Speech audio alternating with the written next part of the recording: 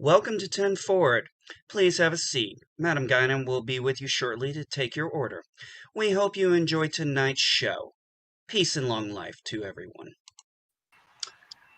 Oh, hello everyone. I hope you are having a great Sunday afternoon. I hope you all had a fantastic weekend. I've had a great weekend. I talked with Jack Beers here offline. I think he's had a pretty good weekend. So we're going to kind of kick it off a little bit and just talk, have some fun in 10 Forward, and we're going to pick back up on where we left off with the Avengers. And as I was telling Jack, oh yeah, he's got the shield. The shield. Nice, Yes, buddy.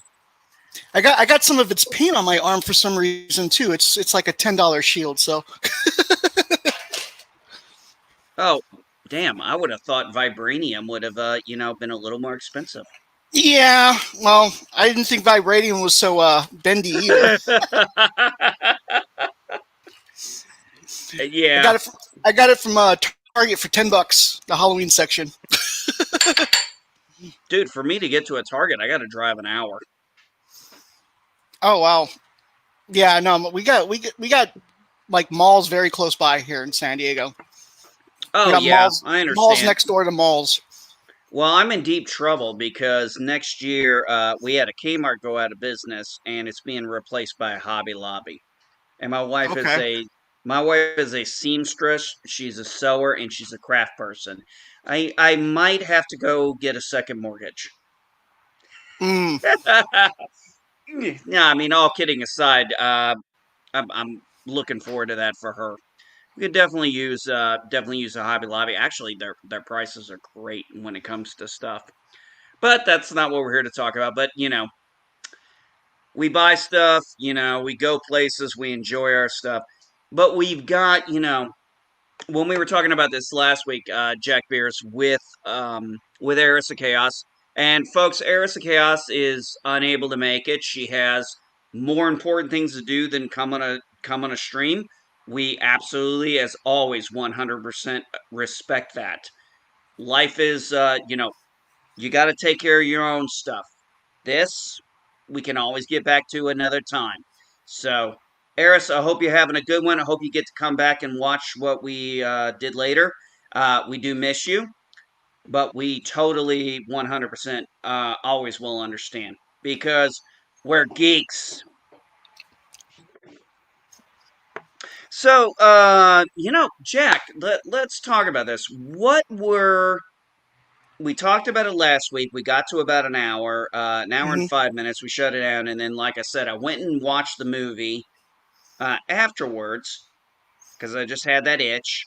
Hmm. And I was realizing I was like, wow, we really didn't talk about a lot of things. I was kind of surprised at how as much as we really got into it, I was kind of surprised at how many things we didn't talk about. So I'd like to hit it off with you. What are some of the things you think we should continue our talking about? Because what do Well, you one of think the we maybe missed? one of the things I don't think I got to yesterday or last week was the the Thor Hulk relationship, where the first time you see him, turn into Hulk, Thor has to like fight him to protect Natasha, while they're still on this large airship, and that kind of sets their relationship up to where it's like a friendly rivalry, uh, and and um, and later on they build on that. Well, during the Chitauri attack, where you see them actually fighting together, and then they get everybody, they beat everybody up, and then they take like a breather, and then of course Hulk punches Thor, Yeah, I know. I've and done that four Thor times goes already because flying. I knew He where you goes, were going with. It's actually. Sorry, I don't want to interrupt you, but I no, it's want to fine. build on what you're talking about here because let's unpack that the Thor Hulk relationship that gets built over the next Avengers movie. It gets Hmm. built over Thor Ragnarok, which Hmm. I understand there were people like, oh well, this was a Planet Hulk thing and stuff. I was like, yes, but they made it work. It worked. It worked. That was the thing. Yeah, it was definitely Planet Hulk. But I liked how they did it. You know what I mean? I liked how they. I know it wasn't exactly how it happened in Planet Hulk, but I mean it's pretty close to it. I think I thought it was Oh, pretty good hold on a second. homage. Hey, positive candor. Buddy, if you want to come in, you are more than welcome to come in. If you need me to send you the link, or you need Hi Purple Valkyrie. Sorry, I kind of double clicked there. I double clicked my mouse. And if anybody doesn't know that reference, you might actually be in better company. Uh, yeah, hey, Positive Candor, you are more than welcome to come in, continue on this discussion. Purple Valkyrie, you're even more than welcome to come in too. I know if you guys need a link, just let us know. You're more than welcome to come in. But, you're right. We did not talk a lot about those relationships. I think we hit on a few of them. Mm, Okay, give me mainly a Tony second. and Cap.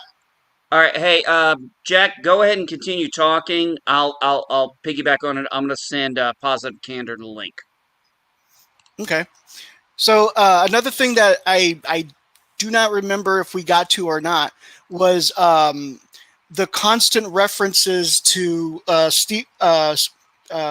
Stephen being from the past. At one point, Iron Man tells him to open up a panel while they're trying to get this airship to work again. He has him open a panel, and he asked him, what do you see? And it's a lot of advanced electronics that are way beyond Steve. So he's like, it seems to run on some form of electricity. I thought that was hilarious. It showed his age, of course. Reminded everybody that he's actually older than he looks and all that. And at one point, they're talking about flying monkeys. Mm-hmm. And Steven goes, I understood that reference. And that's become a meme nowadays. But he was like, I understood that reference. And Tony just goes, the biggest eye roll, which is also a meme. It is a great eye roll, isn't it? Though It is. It was the it hugest eye roll. I understood that reference. Well, obviously, Echo Base Network. Hello, Hello. Echo Base Network. This way. Hello, Echo Base Network. Oh my goodness. Thank you for coming in. I hope you stick around and enjoy. And we got another guest coming in. We got Positive Candor, Yay. who is always one of my favorites to talk to. Actually, I think a lot. I think you're all my favorites. I just can't pick you guys. Hey, Positive Candor, how you doing, buddy? I'm all right. How about you? So, Positive Candor, great. We'll segue in with you on this. You mentioned the thing we didn't talk a lot about, the Thor or the Hawkeye stuff. Jack brought up a good point about we didn't really get into how the friendship between the Hulk and Thor, and I was mentioning that it had gone forward, and we were talking about how he was talking about how it was built on. And I'm going to say something real quick, and then I want to segue to you and get your opinion on this. I thought it was interesting that when Thor gets his butt kind of kicked by Hulk, and then he's calling his hammer, he just gets that big grin on his face, like, he's actually excited about this. And with that positive candor, I'm going to segue on to you on the topic of the Thor Hulk relationship. Okay, well, I mean, yeah, they have their big battle scene on the carrier, um, where Hulk, once he gets his hammer, basically takes out the Hulk, Mm-hmm. almost basically. Um, and then, but that's when Loki's using the scepter thing to basically have them go at each other too, because you see the scepter glowing and stuff like that. So, and then of course he locks Thor in the escape thing when it drops from the helicarrier, and he barely gets out of there in time before it smashes to the ground and everything. But yeah, I thought that whole scene when they are going at each other, Thor and Hulk, because of the scepter interfering with I guess their emotions, and especially the Hulk's, and everything. It but basically again, it turns the Avengers against each other. Um, why? And Loki was, you know, very um, smart to do that, to turn them against each other.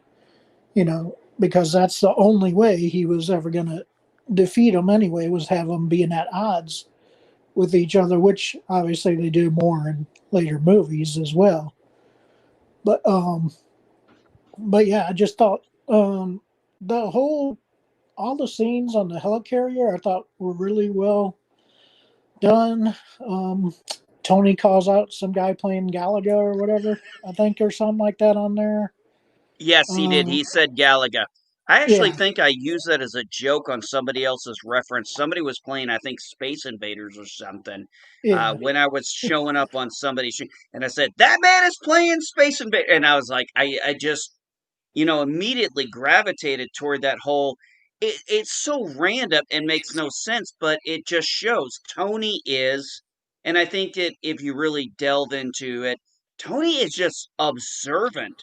Screw his Oh yeah. smarts. The dude is just observant. Oh yeah. He's super observant. He notices everything.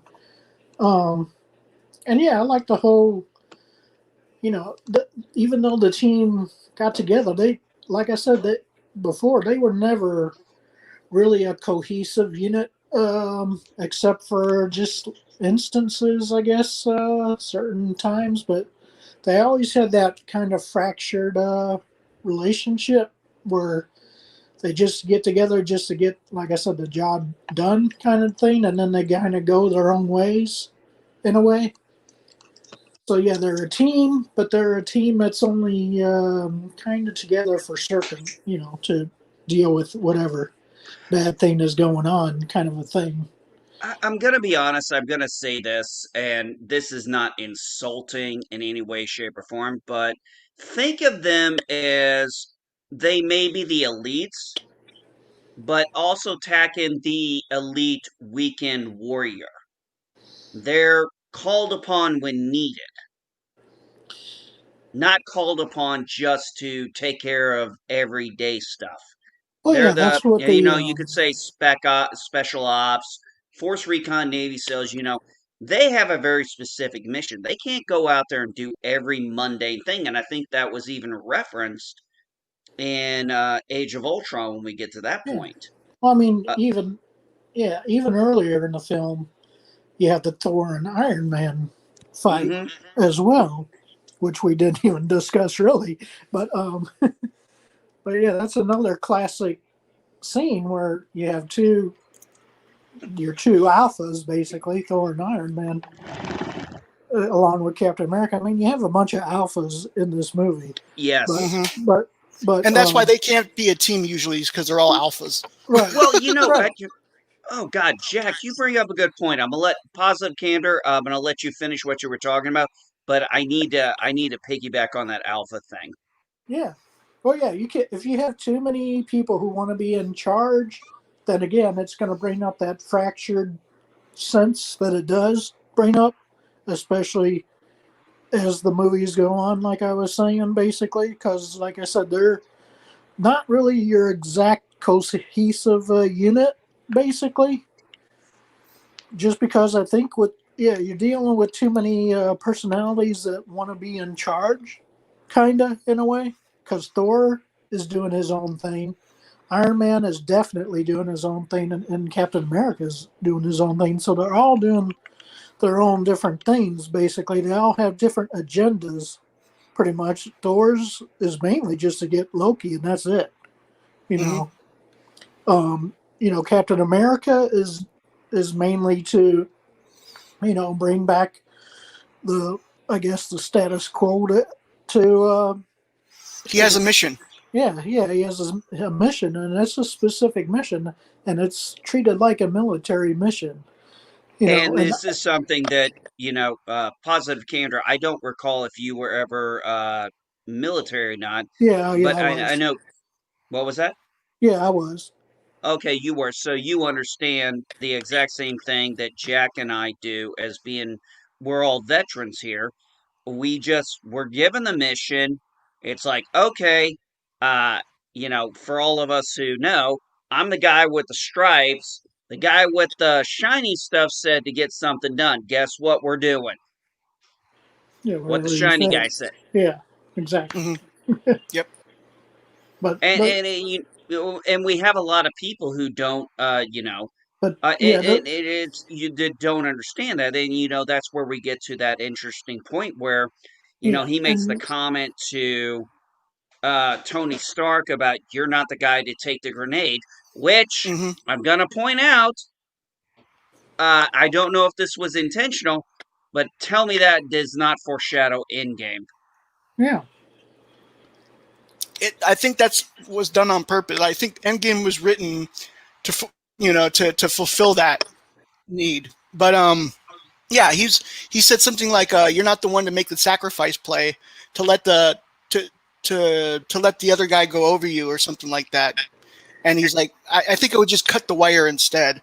And then Steve starts talking about, well, you might not be a threat, but better not you better not think of yourself as a hero or something like that. Take off the suit and what are you? And that's what they were about to challenge each Billionaire, other. playboy, philanthropist, Yeah. genius. Well, I think that when they foreshadowed that in, and I'm going to go back to the concept here in positive candor. What do you think about this? I think that originally when I make that comment about you're not the guy to make the sacrifice play, we kind of get, that was foreshadowing toward the end of Avengers, the movie, and it's somehow Right. just they managed to keep that little nugget all the way into Avengers Endgame. And I Well, mean that's what that's happens when you have when you have a vision for what you want to do with your movies, unlike like Star Wars or something like that. Uh, you know exactly how to write it because you know what's going to happen in the end. but what do you think, positive candor? Do you think the foreshadowing was not only just Avengers, maybe also, foreshadowed Endgame? yeah, I think they did that on purpose, by putting certain stuff in the earlier Avengers and Captain America movies as well. It's in both of them really, because they both kind of intersect for Civil War anyway, and stuff. But yeah, Tony never respected totally Captain America. Um, Steve, as far as his authority over the situation at hand. You know, and Yeah, yeah, I would say so. because he was an arrogant, yeah, multi-billion, zillion, whatever there. Basically, you know, I don't um, think it even has anything to do with his money, positive candor. I think it just has to do with the fact that he's smart, he's brilliant, and is like we were saying, and I'm going to get back to that transitioning on the alpha thing. You can't have 4 or 5 alphas all in the same room trying to get along because there's the old saying, too many chiefs, not enough Indians. yeah, And that's what the Avengers literally is. And it takes, actually, at some point, we got to talk about Samuel L. Jackson because I don't think we really ever gave him the yeah, credit. we didn't get into We've Fury never, yeah, besides saying that, yeah, he was the Uh, well, let's try and stay on topic. Let's stay on okay, topic here. We're talking about Thor and Hulk, and well, that's where originally we were, and then we went to Captain America and Iron Man. And positive candor, I don't know if I agree that he didn't agree with him. I don't think that Tony Stark really ever was able to grasp an understanding of Steve Rogers the way he was. Steve Rogers was from a completely They different come from era. two. He Yeah. was he had heard about this guy from his father. I mean, Mm-hmm. it's even mentioned this is a guy my father couldn't shut up about. So it would not be surprising if maybe that's a subtle hint to Stark might have been a little resentful that his father talked so because we know he said, he Yeah. had issues with his father growing up. And now we find out, oh, his father talked a lot about Captain America and Steve Rogers. And he's like, this is the guy my father couldn't shut up about. And, you could call that a throwaway line, but I don't think it's a throwaway line. I think it's one of those member berries you really need to gravitate towards because it adds weight to the later. Certain those little member berries, those little throwaway lines we don't think about, when you really go back and start looking at it, they kind of tend to actually add a lot of weight. Yeah, well, and Tony, I mean, once the Bucky situation Mm, basically reared its ugly head, then that was the end of the relationship basically between Tony and Steve. You know, especially once he learns that Bucky killed his parents. Um, so which is primarily what Civil War you know yes, deals with that kind of a situation and everything, but and they kind of allude to that in this movie in a way too, you know, with everything. But yeah, it's still something that yeah, you have too, like you said, too many chiefs, not enough Indians. You have all your main guys who all deal with situations basically differently in a way. Certain ones, yeah, will conform to um, some things better than others. But yeah, it's just a fractured kind of a, like I said, relationship that they're gonna have just to get basically Loki, conquer him basically, and then kind of almost go back to what they were doing before everything kind of started in a way. yeah, I would agree. And then Mm-hmm. when we Yeah. really look at the dynamic of, and we did not talk about this, and I think we should segue into this if you guys both agree. Nick Fury, Black Widow, and Hawkeye. Those are the three people, and Samantha Hill. Those are the Mm-hmm. four people who we've seen spread a little bit through, some more than others. But these are the four people who actually can get along and follow a mission. Mm-hmm. Everybody else is a wild card. But they all have chemistry because they have history, because they're part of S.H.I.E.L.D. Other than that Budapest thing, which I still think I'd love to know.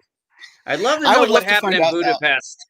Unfortunately, we're not going to find out in this new Black Widow movie coming out I know we talked about that, Jack. I'm disappointed. I was like, damn, couldn't we find out what happened in Budapest? because they kept referring to it, so it would have been nice to know, as even Well, as an afterthought. But what's your comment about Nick Fury? Yeah, they can definitely, those four are the ones that definitely get along. However, there are, if like there are deleted scenes where Nick Fury and Samantha Hill have tensions, but they deleted those scenes. I guess for to make to shorten everything to make it more tight. But yeah, there was supposed to be a small rivalry between them, and then at the end, because the what do you call them, the it was like the people the people on the screens, they were like the secret society of the earth or something like that. I don't freaking know, but oh yeah, I know what the you're one, talking about. The council. The council. yeah, the I think it council. was. Once they decided to send the nuke, then Hill was on Fury's side after that. But throughout that most of that movie, uh, there's deleted scenes throughout the movie where there's tension between the two, but they got rid of it. I'm gonna say I'm glad they did because Hill was the most. I mean, throughout the Avengers movie and Positive Candor, you can give us your opinion after I say this, and Jack after Positive Candor.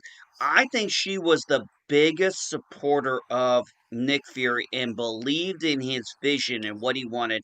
That if we had had those contentious moments, I think they would have been. I'm glad they deleted him because that would have probably taken us out of the story. It might have. Those are That's why I those. think that's why I think they took him out, is because they wanted to make the story between the actual Avengers tighter and not just the side stuff. But they had such a great chemistry together. It's They just did. the way she is a very strong supporter of Nick Fury. She's a very strong supporter of Shield. She believes in her mission. She believes in her boss. I don't know. Positive Candor, I'm gonna segue to you on this. Wouldn't that have, in my opinion, it would have taken me out of the movie if Hill had been at odds with Nick Fury at times. Yeah, yeah, I guess in a way. I mean, yeah, they don't really go into too much of their, I guess, relationship or whatever between with each other or stuff like that. Because they're only in a couple scenes together, really, when you think about it. So, yeah, it's kind of, yeah, they're just kind of there to keep the Avengers together mainly. That's their primary purpose. To keep this group of alphas all together, basically long enough to capture Loki and everything, basically. And what better way to keep them together than to kill Nick Polson? Yeah, yeah, yeah. What better way? Yeah, to bring them all together than a common purpose. Hmm. Basically. Um, I mean, think about it. Oh no, go ahead, Positive Candor. I'll let you finish. yeah, Sorry, he brought up Colson, and it just kind of sometimes Sorry my about that. Go ahead. no. I apologize, Positive. Sometimes my brain and my mouth don't sync up the right way. yeah. No, I mean, yeah, I mean, the whole scene between Coulson and Loki before, and that I guess leads to him basically ejecting Hulk out of the helicarrier. Is a pretty cool scene in the movie, basically. Um, because yeah, he basically kills Coulson, kind of, sort of, and then ejects Thor out of the helicarrier as far as Loki goes. And then yeah, and that whole situation, makes it fractures, I guess, their group in a way, somewhat. No, it does a great job. No, you're correct. I mean, think about it. The Hulk is crashing Earth.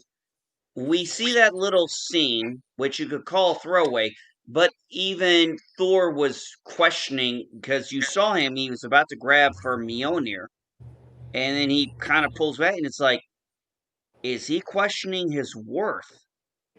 I mean, there's a lot of way when you understand, the worthiness of holding Mjolnir, uh, and the power that comes with it, and what it means to him. It's kind of like, and of course, a lot of these get brought up even more as the series goes through. And as we watch the series, we see some of these scenes, like that one where he's like, you see him do his thing with his hand, and you wouldn't even maybe necessarily give it two thoughts. But then it's like, oh, if you have been following the movies, you don't even have to follow comic books. You can just follow the movies and understand the lore of that. And when you go back and relook at it, you're like, oh, there's actually some weight behind this. I mean, there was weight behind, when Ultron, when we get to that, Cap just No, just a little bit. Which I said, oh, dude, he could have lifted that. He's just too humble. But we'll get into that one another time. But I mean, we got a fractured moment. I mean, Loki literally thinks he's won. I mean, he's got it, and let's be honest, Thor just had a battle with Hulk. He's now trying to deal with his brother, and at this time, Thor is still arrogant. And Loki, His line where he goes, "You people are so petty." I really hated that. you people are so petty and tiny. And then The way he when said it, petty and tiny. I hated how he said it. I just hated it. and then you get to the point where he tries to attack Loki and he falls into the years. Are you never gonna not fall for this? And it's kind of like you start to wonder is he really just? I mean, I not Chris Hemsworth has a great thing, but the evolution of his character of Thor, even after the Avengers, is really great. Where he starts to, he seems like he was very powerful and arrogant. And as our stories have progressed, he's gotten more wisdom. And even I don't him start and liking him until Ragnarok. oh, I I don't loved start him in liking him until then. Ragnarok. Once I saw Ragnarok, I was like, okay, I really like this character now. But Dark World, We'll get to Dark World eventually. But what I'm saying is we're talking about the continuation of, going from Avengers to, the evolution. We're trying, establishing the ability of these characters that they took plot points and storylines and things and just yeah, Bones, you got something to say? What do you want? I gotta fix him. He fell over. Oh, he did. I'm sorry. Positive candor. Why don't you take us into the next segue? Hawkeye and Black Widow. We didn't talk much about them. What were your thoughts on um Scarlett Johansson had been in Iron Man 2, obviously, and Jeremy Renner had been in the cameo of Thor.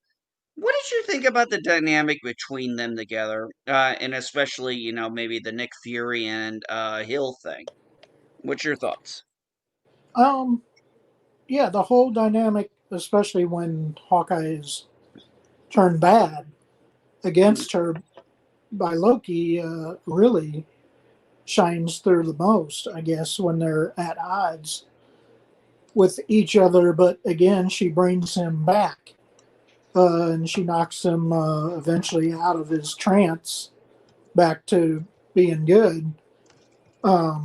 So yeah, their whole dynamic of having a history before, and to me, even though he's married and has kids, to me it seemed like they had maybe a thing going on way back when, basically.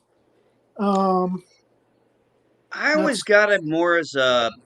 I mean, even especially when we got to later, when we met Clint's family, they referred to her as aunt.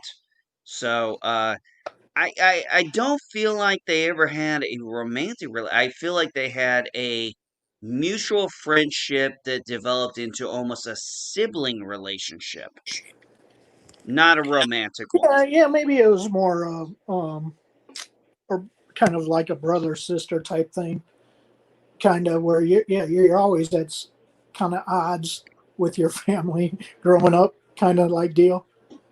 Um, so yeah, it's I guess it's more of a family type relationship between them, where they know each other really well. They both know their strengths and weaknesses really well, and Well, if we flash forward to Pots of Candor, if we flash forward to Captain America Civil War, remember they're fighting each other and she goes, "We're still friends, right?" And then Scarlet Witch throws her and she goes, "You were pulling your punches." And I was like, that was good.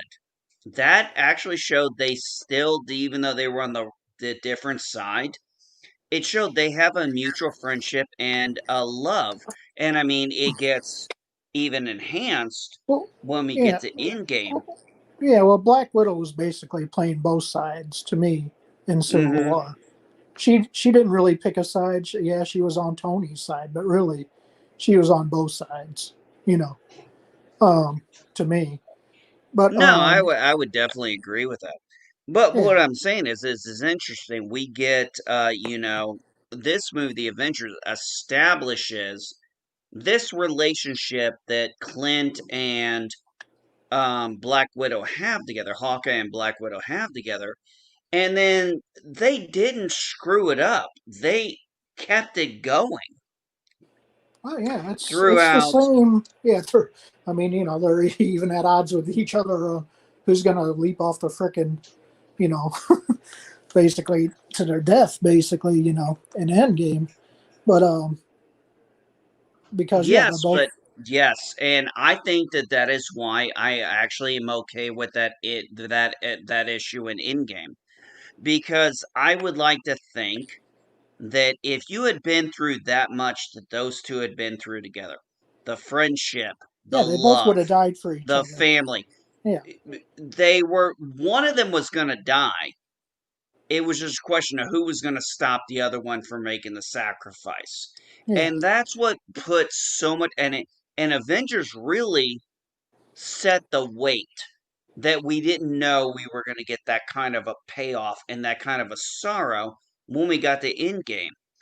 So that's why I'm trying to make these lines of stuff on this stuff because when we're talking about these two had, like I said, I think they had a sibling love for each other. They were friends. I mean, even in, like I said, when Civil War, they were fighting each other. And she's like, we're yeah. still friends, Well, right? you notice how she's always the calming influence both to the Hulk and to Hawkeye, and I guess Yes. everybody else in a way. Even though she's, yeah, badass assassin, she is the calming influence in all the movies when you think about it. She's Russian. As Susan Ivana from Babylon 5 said, we're Russian. We understand these things.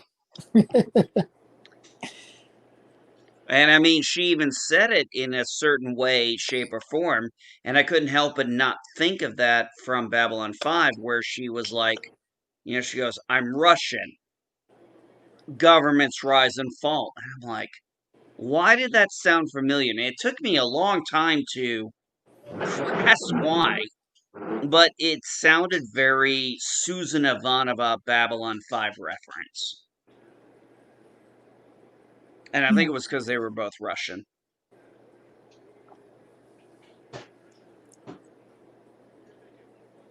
yeah.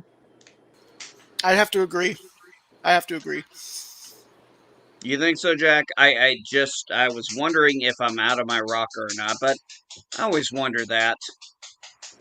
Could be. Bones, you good? Bones, you good?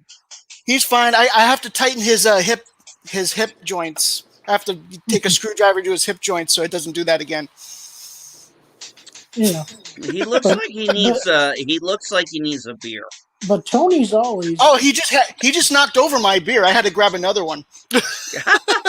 yeah, but Tony is always striving to be the main alpha Yes, he is. because he, like I said, he takes on Thor, he takes on Captain America, obviously. I mean, he takes Does on mother it. know you wear dyed drapes or whatever he said? Yeah, I mean, yeah. So Does mother know you wear her drapes? yes. So Oh so my Tony is goodness. always trying to basically influence probably the Avengers just as much as Steve is, if not more. You know, as far as how they're going to deal with Loki and the situation and everything. And yeah, it just so happens to be at Stark Tower where they're taking him on too, Right. obviously. But but Well, yeah, which that's where the big thing opens up. The big yeah portal opens yeah up over. yeah the big porthole that lets the big whatever monsters and dudes through and stuff And like that. it also looked like it looked like to me when they sent the nuke, it looked like they were aiming directly at Stark Tower, and he had to like put his all into to avoid it. Yeah, I think they were aiming for Stark Tower, or I guess later called Avengers Tower. But anyway, Avengers Tower. yeah, but yeah, Stark Tower originally, and I think in the next movie it's Avengers Tower, and then whatever, and then Yeah, they because had the at the end, Avengers. the only letter that remained from Stark Tower was the A. So Right, once they show the A showing, they do the dun dun dun dun. right. But yeah, that whole scene, yeah, with the Hulk smashing Loki over and over again. Oh my god, that I was mean, great. I am a god. that is probably my favorite scene in the movie. But besides That, them circling up, you know, Tom Hiddleston said that was one of his favorite scenes to film in the movie because he was just jumping from like from ditch to ditch. He said, yeah, and then of course the CG would do the rest. But yeah, he loved doing it. yeah, yeah, And exactly, then afterwards, the first time you hear Hulk say anything, he says, "Puny God." yeah. All But entertaining. I also like the earlier scene when Loki is basically making the crowd kneel and all that kind of thing, and then Captain America arrives and stuff like that.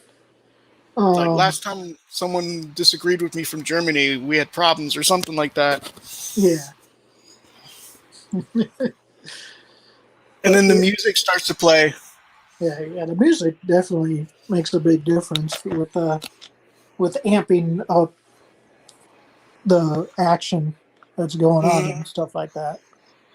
Yeah, I think you had like a hint of the Captain America theme when he came on, and then they had their back and forth, and then all of a sudden you got the AC/DC music playing, and you know exactly who's coming. Yeah, yeah, Iron Man.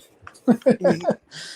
I like how just like how they both play off each other, like music wise. I thought it Oh was yeah, interesting. And it was also a really good scene because they were, just those two alone were able to. Well, no, not those two alone, but with Natasha and with the helicopter in the background, they were all able to subdue Loki at least temporarily. yeah. Temporarily is the key Un- word. yeah, until Thor comes for him. Yeah, Yeah, those are yeah, yeah. I'm kind of yeah. I don't know about Endgame changing that whole dynamic of that battle now. That's to me kind of yeah. It I was know they did it to make the Loki TV series and whatnot that they're gonna yeah, have, right. but yeah, that scene to me just yeah, kind of messes because yeah, once you see Endgame, then you in a way you view the battle scene differently, I Right, guess. because there's stuff going on in the background now. Right, Um, I did like that they didn't actually change anything that happened that you saw. right. Um, I liked that aspect, and the fact that it was all in the background that like you wouldn't have noticed it if you saw the original movie anyways.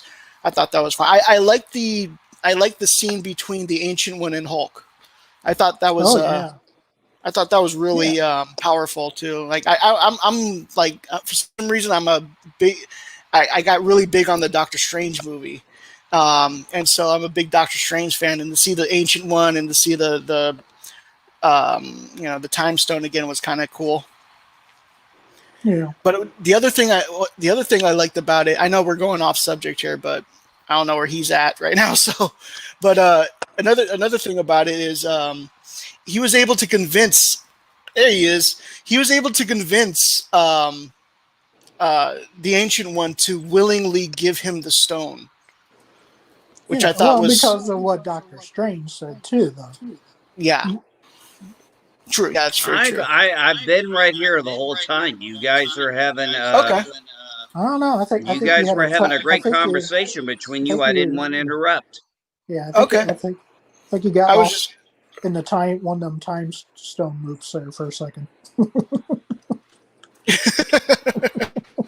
Yeah, the but yeah, I loved how all of that from the first movie, the first Avengers movie, eventually paid off in either Infinity War or Endgame. Yeah. My favorite payoff, of course, was the hammer. Oh yeah. Yeah. The hammer with Captain America being able to use it was obviously the best payoff. But Yeah, I was the same camp as Jesse, where he was like, how can he not be worthy of? How can he not be worthy? He yeah, has to be faking in it. a way, he's more worthy than Thor, because Thor basically Oh goes yeah. to a dark place Hmm. later on. True, true, Well, but what I love is Thor knew when he did. we get to Endgame. He goes, "I knew it," and that's where I said, I think Captain America, when it moves slightly, that whole joke there, that whole joke, that's not a joke. That's foreshadowing. He That is, realized he knows he can pick this up, he realized he but could pick it he's up. a humbled man, Right. and it's not his nature to pick it up just because he can. Because it's like nobody else here can pick this up but me and this guy now. And it's like, do I really want to do this in front of everybody? He did it just as a game, but once he realizes he can pick it up and it moves and we see that look, and he's like, he just moves his hands and Thor laughs. It's like, when then we get to Endgame and Thor's like, I knew it. It's like, yes, we all knew he should have been able to pick. I mean, Captain America, how could you not? But the payoff So were they? was Were really good. they? And I. Bring the Oh, hammer. by the You way, want me to bring the did hammer we down? did we talk about the scene where like the hammer and the shield first meet? No, we no, didn't. no, That was We also did not pretty. talk. That was awesome. That was awesome to see. And then You want me to bring to the to hammer have down? to have Cap actually wield both at the same time and beat Thanos' ass with it. Oh my god, that was on. Oh, when we get to Endgame, it's gonna be an epic thing. But I mean, everything. We've kind of hit on a few things. We've talked about Endgame, and we talked about, of course, Minia, and we're at 47 minutes, and I want to keep this at about an hour.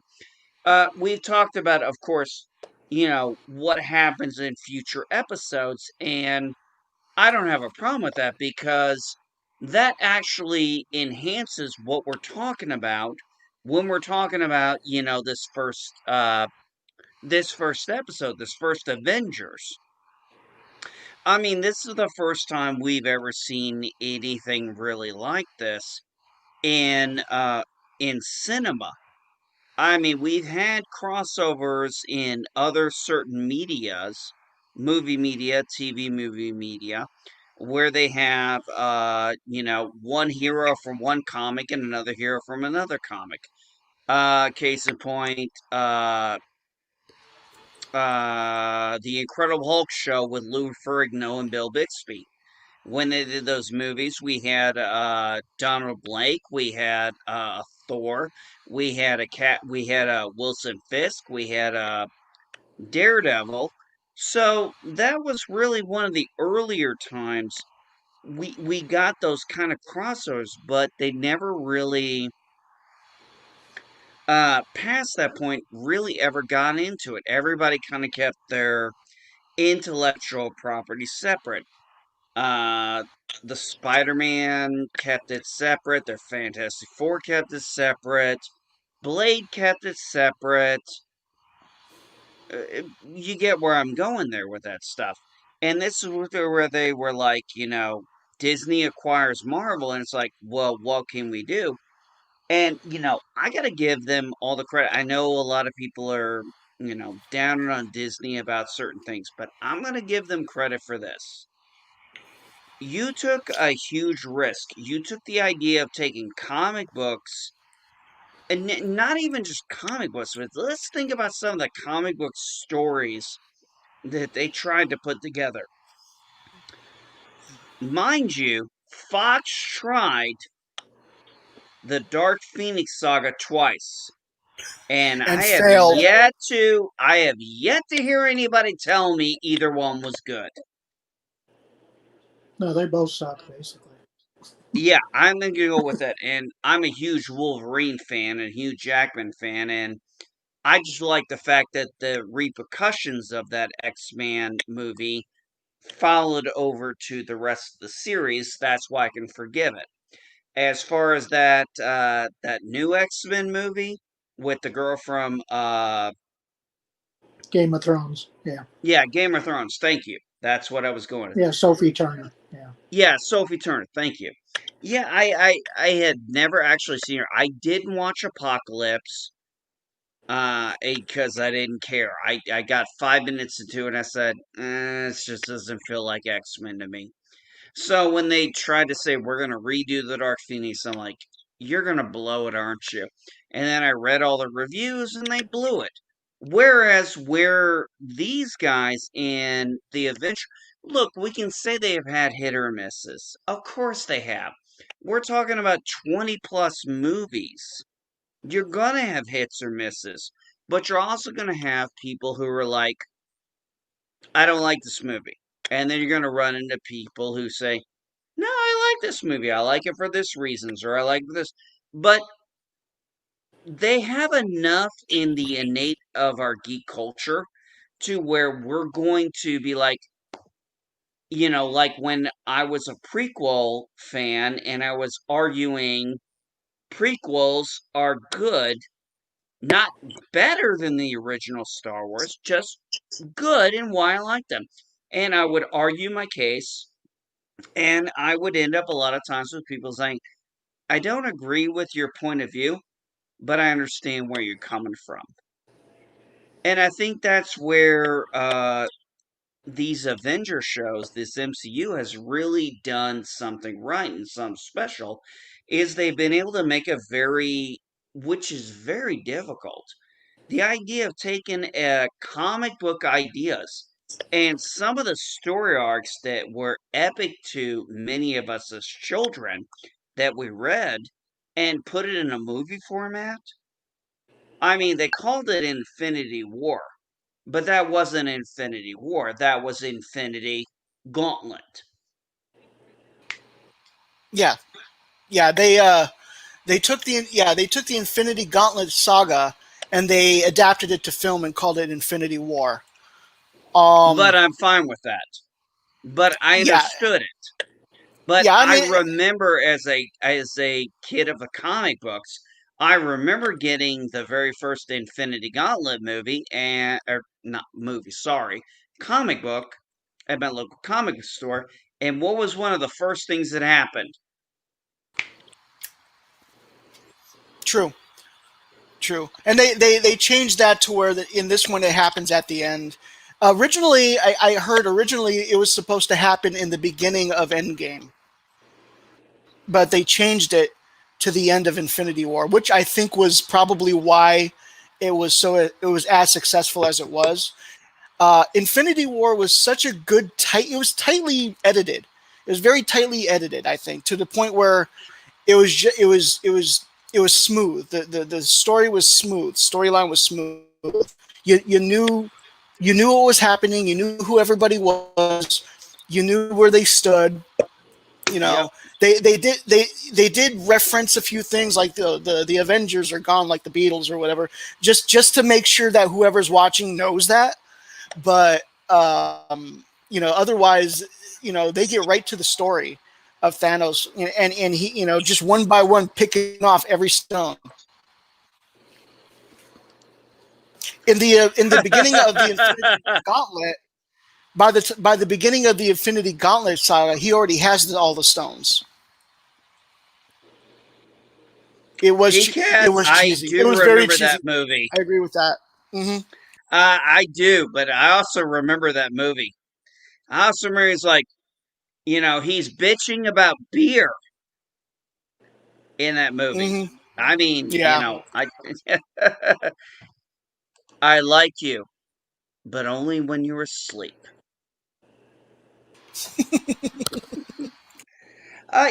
But I mean, what we've done is, I know we've gotten a little off topic on some of the areas, but I think it actually is a good thing because when we talk about Iron Man, Iron Man 2, The Incredible Hulk, Thor, Captain America, the first Avenger, they're all, for all intents and purposes, individual stories, origins, or continuations. Here we get everybody together, and it's not even the fact that they don't get along, it's why they don't get along. It's not because they're all assholes, they're different. Let's think about this. Captain America is from the 40s. Completely different concept of what 2020 would be, or 2010. Whatever the hell year the damn movie came out. Now I'm starting to. When did the movie 2012. come? Oh, 2012. Okay, so take the 40s, go to 2012. Sorry, I was. And then you have Tony Stark. He's got daddy issues. He's got mommy issues. He's rich. He's smart as fuck. And then you have Thor. He's an arrogant demigod with daddy issues. Actually, I'm going to be honest. I think he had daddy issues, but he really had a He close had knit relation. Actually, I'm going to say this. I wish they had built on this. I'm going to snag way back here a little. I wish we had gotten more on Loki and Thor's relationship with their mother. Because as much as the animosity we got between, how Loki thought of Odin or how Thor even thought of Odin, they both absolutely loved their mother. Yep, yep, yep. And I think they did not give that. We can go back into that another time. I don't think they gave that the weight it deserved. Because men, we respect our we respect our fathers. We sometimes fear our mother or our fathers. But let's be honest, most of us men, if we had to choose between our father's approval or our mother's approval, I'm gonna be telling you I did, and I could be wrong, but I'm pretty sure we want our mother's approval over our father's. I think for the most part, maybe that's true to an extent. Yeah, like for me, I'm kind of equal with my parents. Like I can't imagine them, either of them. You know what I mean? But um, No, no, like no. I think when it comes to like who were you who are you closest to ever? And I think I'm very close to my father. I love my father, and we're all good and stuff like that. But I think I would, I think I would be more closer to my mother. I'll give you an example. I can curse around my mother. I will never curse around my father. I'm more comfortable with my mother to the point where I can just like curse around her. I could curse around my father. I'm an adult now, but I choose not, because he never liked that when I was a kid. I don't know why. It just kind of carried over. No, no, no. That's a good thing.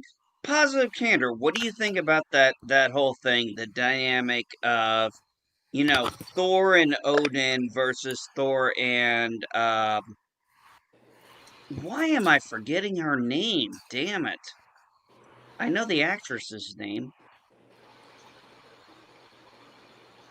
I don't remember her name right now either.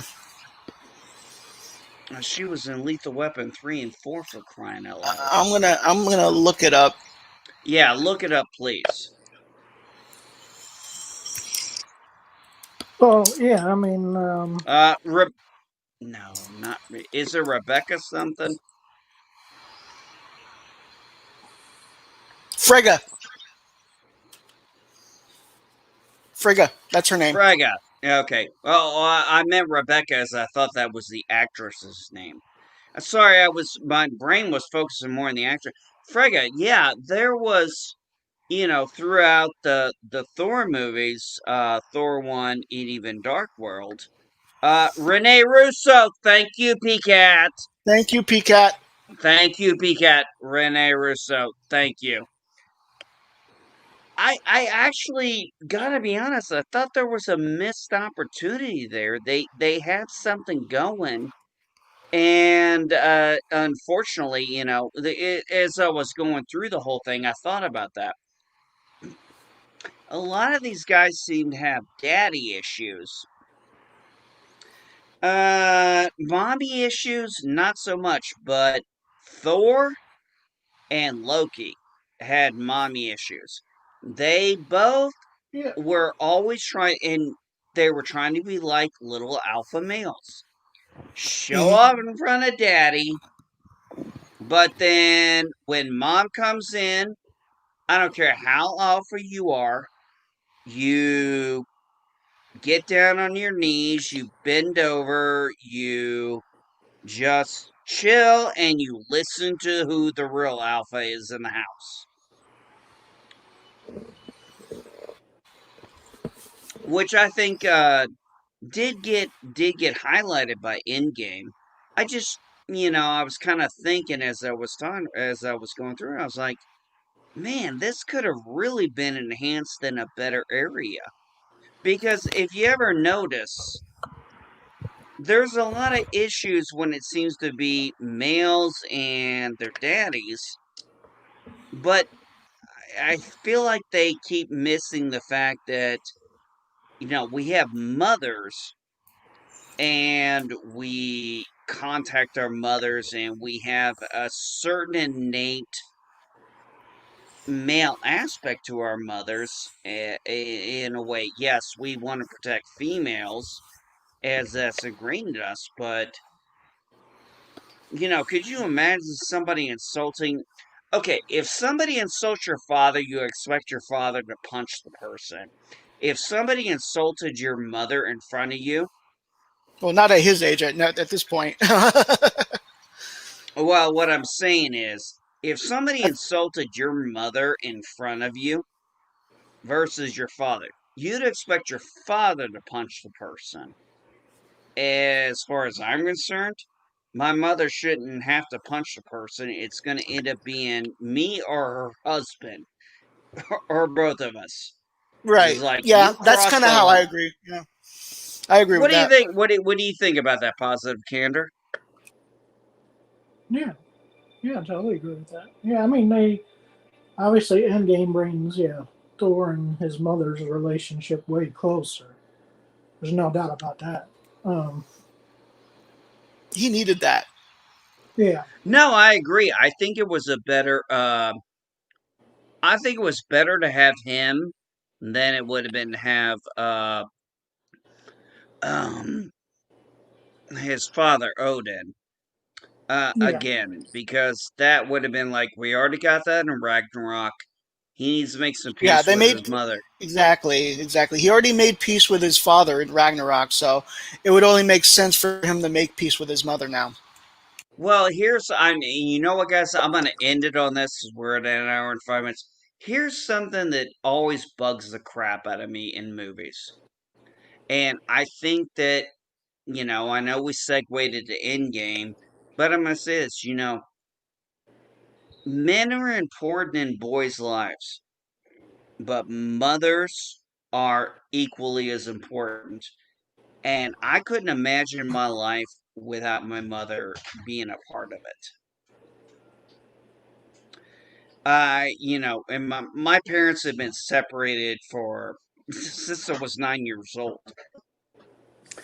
But, I learned a lot from both of them and I learned it at different aspects. But like I said, there were certain things I was raised on differently, separately. My father, my mother, and still at this point, if you hit my father, I'd probably make sure my father could get back up before I clock you, But if you clocked my mother, chances are we're gonna both end up in the hospital And my because mother's I was blind. taught. Well, I'd Oh, like to think we were all taught a certain way how to treat a woman. oh yeah, but we were never taught how to treat blind people. My mother's blind, and people sometimes treat her like shit for it. When we're going down the street and like she bumps somebody by accident, and they get all shitty about it. Stuff like that. That's because you're in California and everybody moves too fast.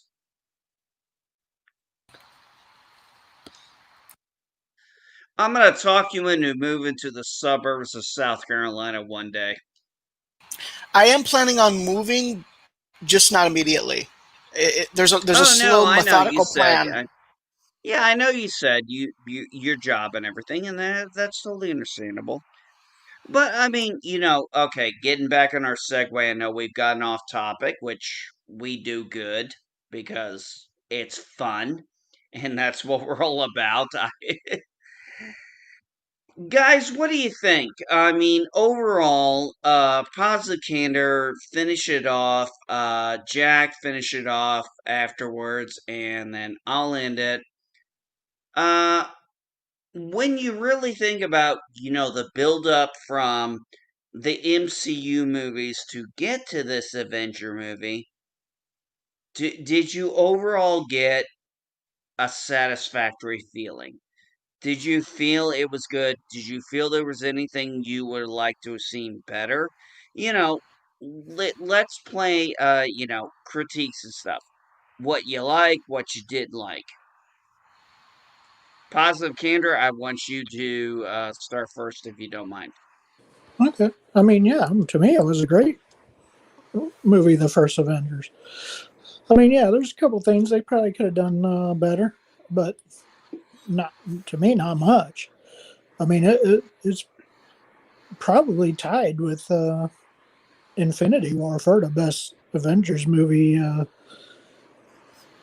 ever. Basically, I mean, it's pretty much a toss up between those two as to which, you know, one is more, you know, better and everything. But yeah, to me, they got it pretty close to as good as they could get. Um, yeah, I don't know what else you could improve upon it, besides um, you know maybe yeah, I don't know. I mean, yeah, I don't know, the whole maybe the ending is the worst part of it with the nuclear missile thing. That's kind of goofy, maybe. But I don't know how else you could take down the aliens. I guess besides Iron Man almost sacrificing himself to accomplish that. Making the Um, sacrifice play. yeah. So to me, yeah. I mean, the pluses are many. The minuses, I mean, there's very few, if any, that I can think of off the top of my head. Because the movie, I mean, it goes by quick for a 2.5 hour movie or however long it is. Um, when you think about it, I mean, yeah, there's not many scenes that really. It's a pretty fast paced movie throughout and everything. It doesn't really take that many of a much of a break, except for when it's needed, I guess. Um, Otherwise, it's almost one action scene after another, I guess, in a way. So I mean, yeah, there's a lot to me that is and you get a bunch of memorable scenes in it that pay off even more later on in the other Avengers movies and everything. So to me, it's almost as perfect a movie as they could make. And for the first Avengers movie, I think, considering everything of the time period and everything, it's basically as perfect as they could make it. To me, I don't think they could improve it. I don't see how they could improve it. Any more than what they did. Um, so yeah, I mean, I like a lot of it. It's a 10 out of 10 to me. Um, it's to me a pretty much a perfect movie in almost every way. Yeah, there might be a few areas here or there, but I mean they're not really coming to my mind right now. So yeah, I mean it's my favorite movie to watch besides Infinity War as far as all the Marvel movies. Well, and I guess Captain America, Civil War as well. But yeah, it still holds its place as being one of the best Marvel movies ever. There's no doubt about that.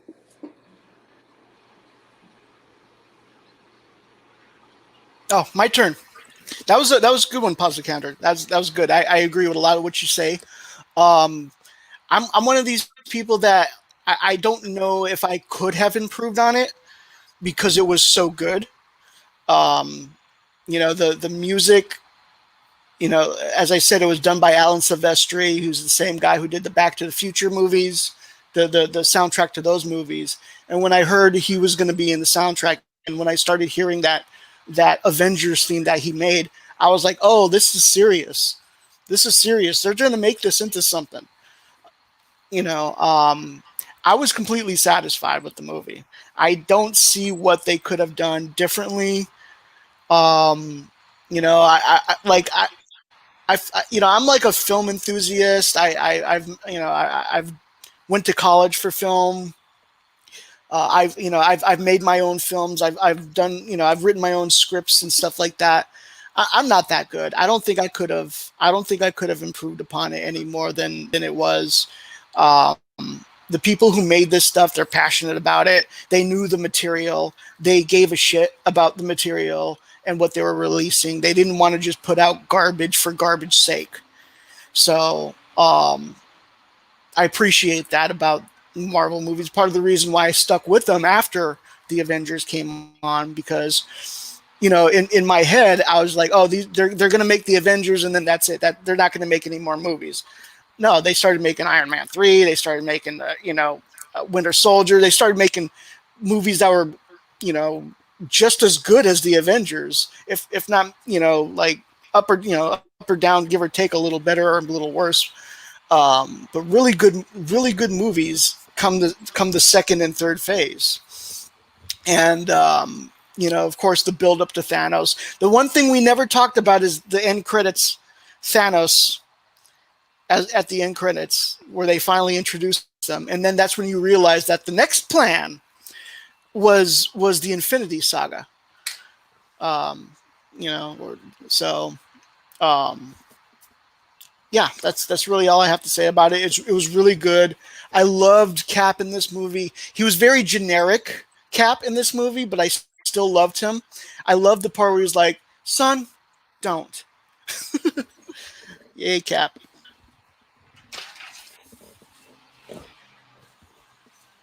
Oh, I gotta speak now. Damn it. I think it's your turn. Okay. Bye, guys. Have a good. No. Sorry. Just kidding. I've got to be honest. When it came to, and I have never claimed to be a comic book fan because I've never been able to really. And I'll say I'm a sci-fi fan, but as a comic book fan, it's too broad an area for me to say, am in that. So when it came to comic books back in the 80s and 90s, I gravitated towards certain names as far as names of titles of the comic book. I never really gave much weight to the authors until, I'm going to be honest, until about 20 years later when I started to look back and I was like, oh, this was written by this person, this was written by this. It wasn't until I started getting really into read, whereas I read books, and I'm a big reader on books. I gravitate in books towards authors. I find an author, they have, a tagline that gets me involved. Dresden Files, anything by Simon R. Green. Freaking the Harry Potter movies. Or not the Harry Potter movies, sorry, the books. But you get where I'm going there. There are certain things that when I read the taglines by an author and then I see a continuation that attracts me to it, that's what I go for. I don't go for, when they always make the joke of, don't judge a book by its cover. Well, no, I don't. I judge a book by its excerpt. I judge a book by either what I read on the back or what I read in the hardback on the front and the back. And that's going to make the determination of if I'm going to read if I'm going to read the book or not. Not movie, obviously you don't read movies. But I mean, that's just my personality point of it. So, whereas we're watching this movie, The Avengers, and it's like, wow, we've had some actually interesting, good movies. We've even had one sequel. We've had many origins. I mean, for lack of a better thing, origin movies were what they did. And then they put it all together and then they somehow made it work. They didn't come off and say, "Oh, hi, I'm Captain. Oh, I'm Dort. I'm the god of this. Oh, I'm the captain of this. Oh, let's be friends. Let's hug. Let's go kick my brother's ass." Because nobody would really do that. So I gotta give them credit for building off of that from the Avengers. I mean, actually building it from. Sorry, my glasses keep pulling. Building it from Iron Man 1 to the Avengers and building on those little member bearing nuggets. The ones we're always bitching about, Jack, on Star Trek Lower Decks because they're so in your face. Whereas, MCU actually does it right, whereas and that's Star where Trek I was does not. going. And that's where I was going with that. I was just throwing that as a throwaway. They throw that out there as just kind of like a throwaway line. When we're watching this and you start hearing things, you start to think, what are they referencing? What are they talking about? And then you remember from the episode.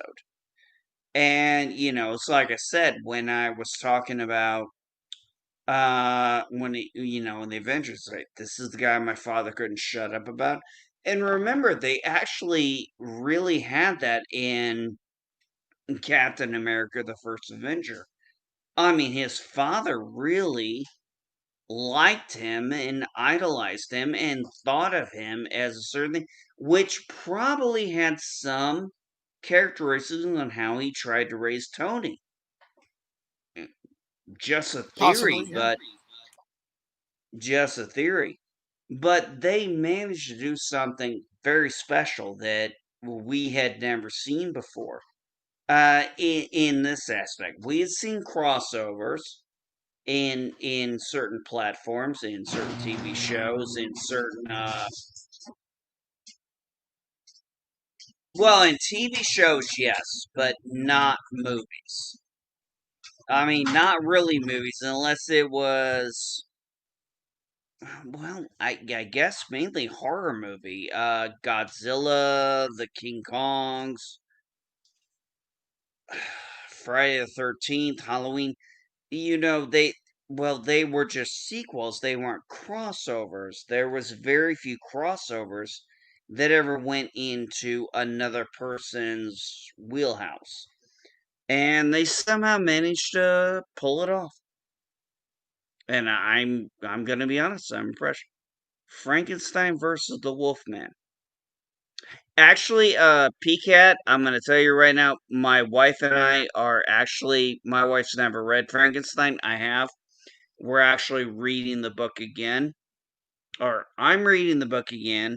She is reading it for the first time, and when she gets through each chapter, I'm gonna read a chapter, she's gonna read a chapter because it's been a while and we're gonna discuss it. and which is great because it's going to be someone who's experienced on the story versus a novice, which I've had many of those discussions before, and I think there's some of the there's some of the best discussions.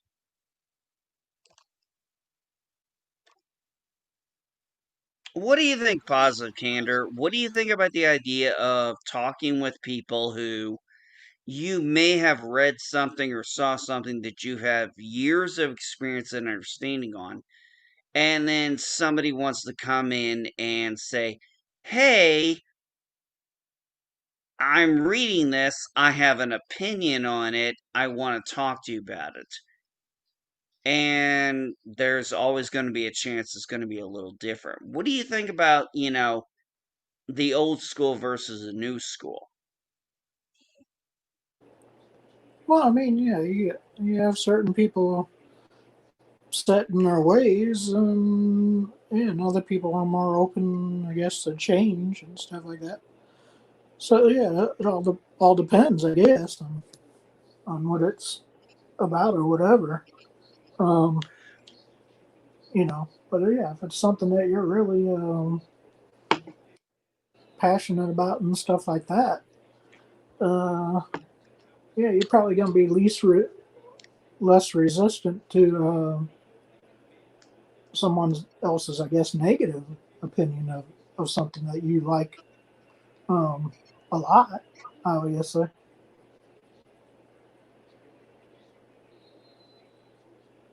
Yeah, and that's the thing I don't get. And I've just been maybe we've all been a little guilty of it. Maybe I don't know, maybe we just don't get the new culture. Yeah, well, I mean, the new culture's, about instant, to me, instant gratitude for everything. You Yeah, got I would you agree. got to give everybody a trophy, basically, or whatever, or participation ribbon, or whatever you want to call it. Yeah, Everybody's a fan, yeah, um, even if you've only watched one episode. yeah.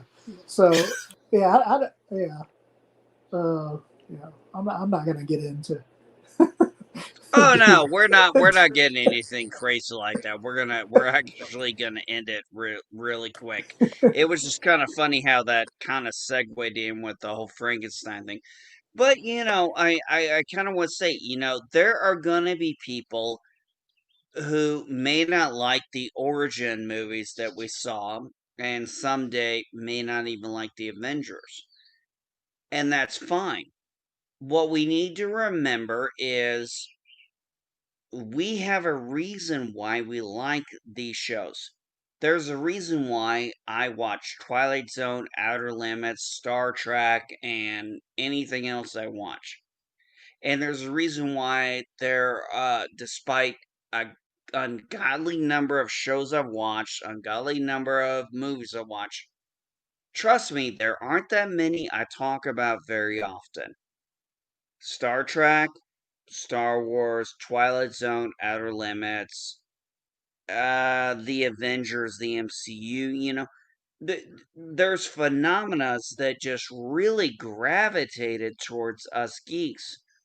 And these are like, even many of these were before us. And trust me, the Outer Limits, Twilight Zone, long before I was born. But I got to see them. And as a child, I understood them uh, in a fantasy aspect. Somehow I understood it. And I didn't mind that it was black and white because I had seen a lot of stuff in black and white. Whereas now we're all kind of getting like, oh, you're wrong, you're this, you're that, you're this, we gotta do these labels. Whereas these old shows didn't do anything with the color of your skin, the race of your religion, your ideology, your anything. They really went into just kind of I don't mean to sound crazy here, but just a very generic point of view, or an abstract point of view might be a better word.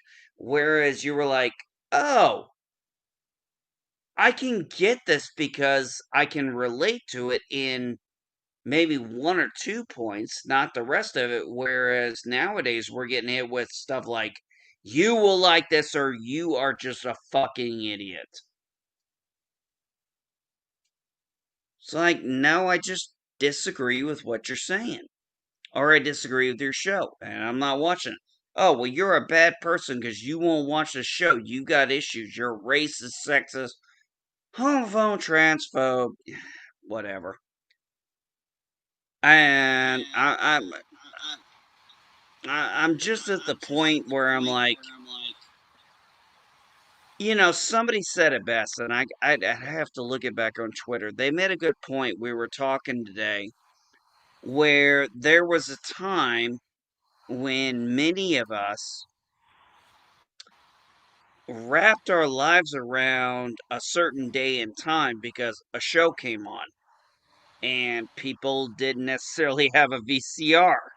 So it was like, hey, you want to come over to this? No, this show's on at that time. I got to be home because there was no on demand, there's no DVR stuff. So if you didn't catch the episode, you might wait 6 months, a year or so to watch it again.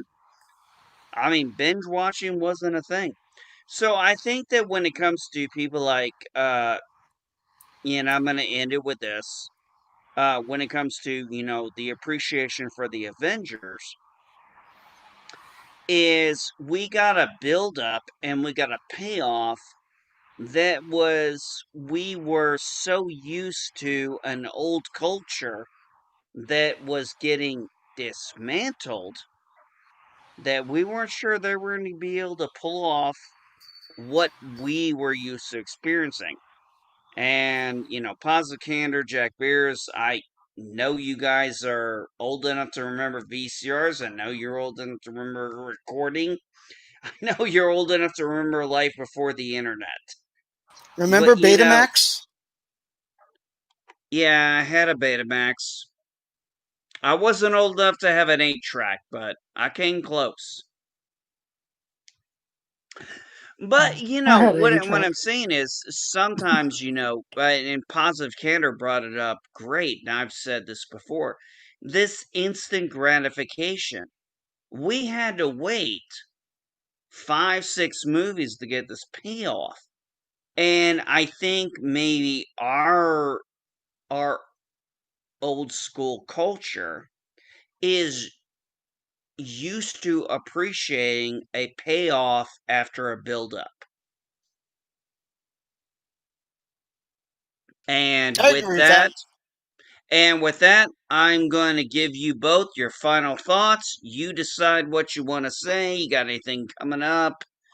Other than Jack, you're going to make people on Twitter cry, which I always know you do. And it's always funny to watch.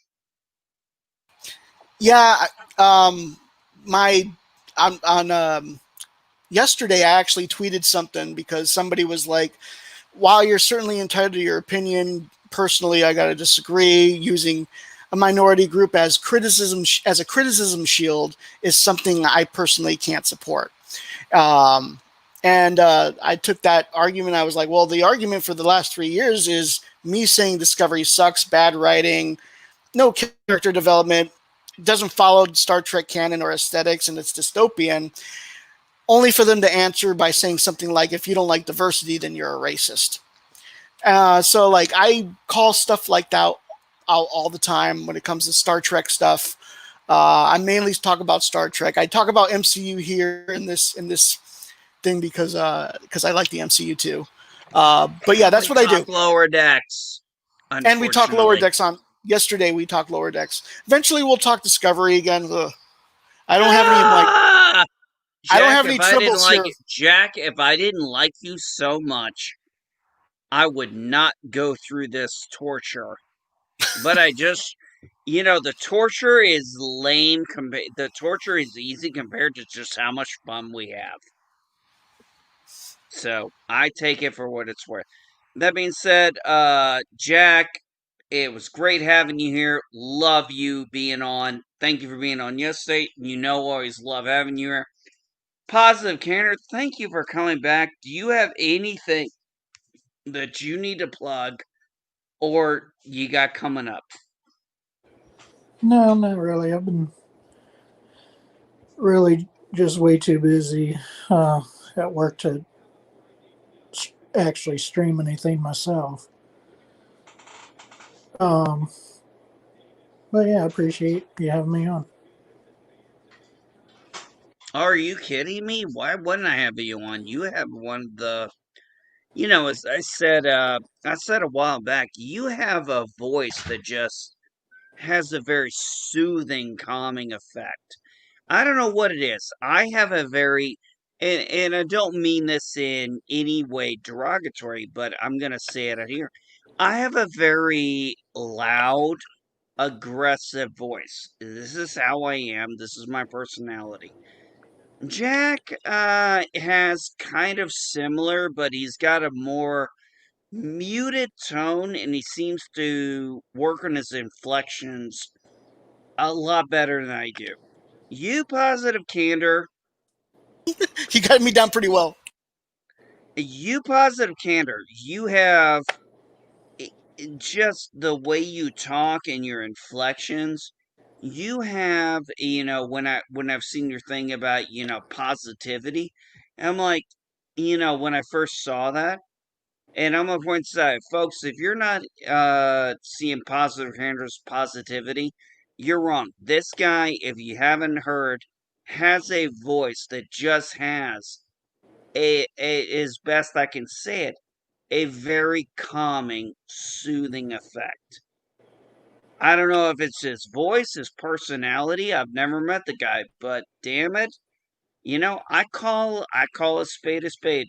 So I call me who I am. I call Jack who they are. I call Positive Gander, and I'm telling you what, if you want something calming, you want something relaxing, you want to get, a good vibe. I'm gonna be honest. I'm gonna say go to Positive Gander because you've got a voice and a vibe about you that just screams positivity. I'm glad you changed your name. It really goes good. Jack, what do you think? I don't know if you knew Positive Gander back when he was I haven't. I mean, I met him through these streams, but he's very soothing, calming voice. Um, I like it. I don't see why anyone would have a problem with it. well, and that's where I was going with that. For Positive Gander, I'm trying to promote you on your channel here on your channel because he has a calming effect. He has kind of a soothing. He does his own streams and he's trying to get people to calm down. And I was like, when I first saw that, I was like, wow, with his voice, that I was like, I'm impressed he realized he had a voice like that. I mean, it's to me it's I'm trying to give him a compliment for lack of a better term. But he has just this okay, positive. Go ahead and say something. I know I'm complimenting you a lot. No, thanks. I mean, that's all I can say is thanks. You have, in my opinion, you just have a very. I've met a lot of people in my lifetime. I'm only 40, but I've met a lot of people in my lifetime. But there are certain people that are unique. You have something in your voice that is just very unique. And it's where, like I said, I kind of describe my voice, my disposition, describe Jack's. Jack obviously agrees with me. And then I look at your disposition and I'm like, you just have a very, when you do your calming stuff, it's very interesting because you really have something there. Your voice, and I'm glad you understand that. Your voice just really has something that just kind of has I don't know what to say it. A natural pheromone, a natural tone, subliminal message. But whenever I hear you, I'm always like, man, I could listen to this guy just read the phone book and fall asleep. Just how calm. And I don't mean that as he's boring, because what I meant was he just has a voice that just has a good presence that is relaxing. It sounds genuine. Oh, that's a good ant. You know what? Yeah, I'm gonna go with Jack on that one. Positive candor. Yeah, I'm gonna go with that. Your voice just has a genuine sound to it that just. And with that, I'm gonna end it.